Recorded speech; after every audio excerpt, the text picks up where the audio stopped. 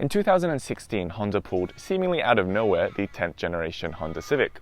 And in sedan form at least, I thought it looked really damn good.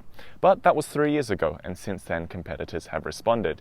Hyundai's i30, Toyota's new Corolla, and just recently Ford's new Focus. So Honda have pulled the mid-cycle refresh card, and this is a 2019 Honda Civic.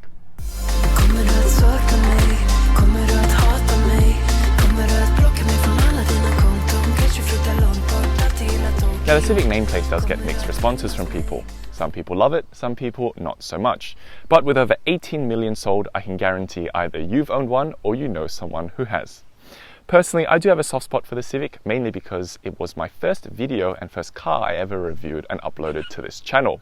And if you want to see how my videos were like 3 years ago, I'll put a link in the top right hand corner. Changes for 2019 include new alloy wheel designs on all 5 variants, and there is a new front bumper, which Honda say has been tweaked for a more muscular stance. Do you like this new design? Do you prefer the pre-facelift bumper? Or did you not even realize that it was changed at all? Let us know in the comments. Powertrain options remain unchanged, so for the base 2 variants you get the same 1.8-litre inline 4-cylinder engine, producing 140 horsepower and 174 Nm of torque, whilst the top 3 grades, including this sports-orientated RS model, gets the 1.5-litre turbo, and that produces a much healthier 170 horsepower and 220 Nm of torque. The power is sent through to the front wheels via a one-choice CVT transmission. And I find it quite brave that Honda decided to introduce their new 1.5 turbo engine in 2016 in this Civic, considering it's such a popular model. And to be fair, it has had its fair share of teething problems, so we can only hope in the past 3 years Honda have ironed them out. Climbing on board, if you've sat inside the pre-facelifted model, then this should feel really familiar. The layout is almost identical. So let's start with the 3-spoke leather-wrapped steering wheel. It's really nice and thick, and on our RS trim there's contrasting red stitching. There's also red stitching on the door card and on these really nice leather seats. The leather they've used is also really nice and soft, and that's in contrast with the more scratchier type found in the HR-V and the Jazz. In front of the driver, there's also a fully digital instrument cluster, which we can bring to life by starting the car. So, foot on the brake and hit the engine start-stop button.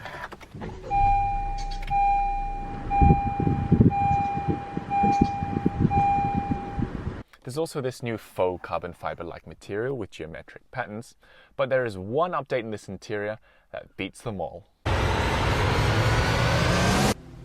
We've got a volume knob back, and it is fantastic to use, and let that be a strong lesson to Honda: never mess with my knobs again. There are also 4 new hardkeys with home, audio, telephone, and back button. The interface is standard Honda, so it kind of does look like someone designed it on paint. It is powered by Android, but I think the graphics really are quite dated. Happily, Apple CarPlay and Android Auto are standard, so you can hook up your phone and forget this interface. In terms of audio sources, we get AM and FM radio and DAB digital radio, Bluetooth streaming with USB, and there's also HDMI. I think Honda's one of the few manufacturers that still have HDMI in their cars. Oh, these hotkeys make it so much easier. And you can swipe between different menus. And because it is based off Android, there is heaps of customization options as well. The climate controls have been slightly rejigged in terms of the buttons to make it easier to use.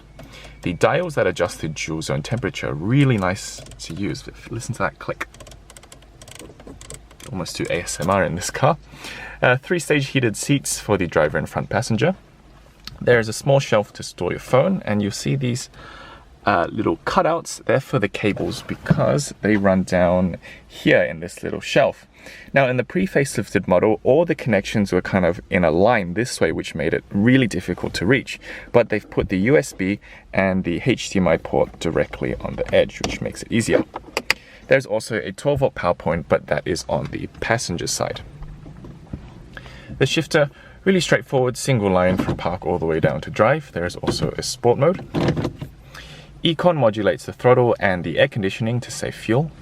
Electronic parking brake, and with brake hold. There's a good sized glove box on the passenger side, but it isn't damped, so be careful when opening it, especially when it's full of stuff. It's also not lined, so any loose items will rattle about the cabin. Okay, chode test time. So we've got a 1 litre thick Gatorade bottle. Let's really test out cabin storage. So on the driver's door card, no in the center cup holders, no, but you can remove one of them and then the bottle lays perfectly fine in the center tunnel, but that means you lose a cup holder. And this center shelf that I was complaining about earlier does come in handy in terms of practical storage. And because there are raised ridges, the bottle's not going to rattle about. And in the glove box, yes, that's an easy fit. So what's that? 3 out of 5? That's a pass. Climbing in the rear seats, you will have to duck your head to avoid this sloping roof liner. I've got this seat set for my driving position. Regular viewers will know I'm 6'3" or 190 centimeters. And if I sit up straight, I've got just enough toe room, just enough knee room, but I probably wouldn't want to be here for an extended period of time. My head also hits the roof liner, although it hits it in pretty much every mid-size sedan. So if you're under 6 foot, you should be okay. If you're taller than that, or you're my height, you want to take the front seats. The materials used in the back, you can hear, are also less plush in the front, but there's also this soft padding with the same contrasting red stitching. There's also small bottle holders in the doors, and there is this nice soft center armrest with 2 additional cup holders. But that's about it. There is no rear air vents and no rear USB ports, which is almost mandatory in this day and age. But there are 2 ISOFIX mounting points, and there is a mat pocket behind the passenger. In the cargo area, there's 517 litres of space, which is actually bigger than some cars from a segment above, which is impressive. There's also this really wide opening between the wheel arches. You could easily get a set of golf clubs, no problem. And the boot goes deep enough, you could fit 2 suitcases lengthways as well.